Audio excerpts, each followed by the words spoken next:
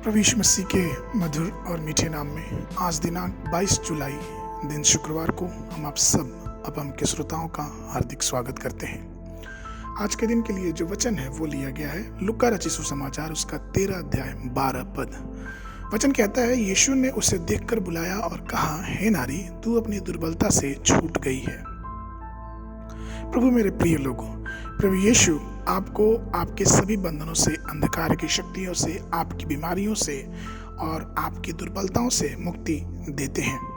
जब यीशु एक आराधनालय में उपदेश दे रहा था तो उसने एक स्त्री को देखा जिसमें 18 वर्ष से दुर्बलता की आत्मा थी।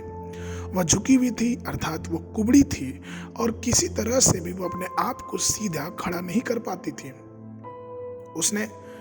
यीशु ने उस स्त्री को अपने पास बुलाया और उस पर हाथ रख के उसे चंगा किया। यहाँ तक कि इस बात की परवाह किए बिना कि वह दिन जो था वो सब्त का दिन था।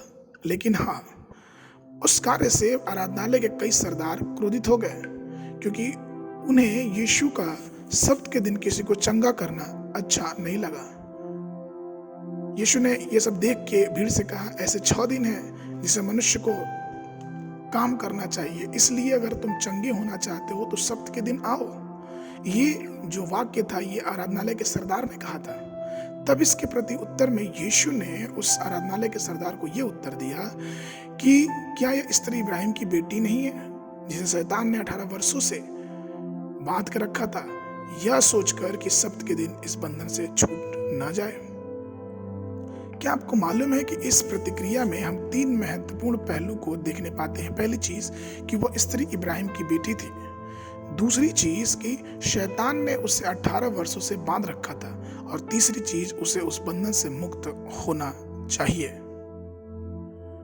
18 वर्ष से झुकी हुई इस स्त्री के लिए शायद एक दिन और उसी अवस्था में रहना कोई कठिन काम ना होगा, परंतु यहोवा चाहता है कि चंगाई में एक दिन की विलंबता भी अच्छी बात नहीं है। चाहे वो सब्त का दिन हो, चाहे वो कोई दिन हो, परमेश्वर अपने आराधकों को सच्ची शांति और चंगाई देना चाहता है।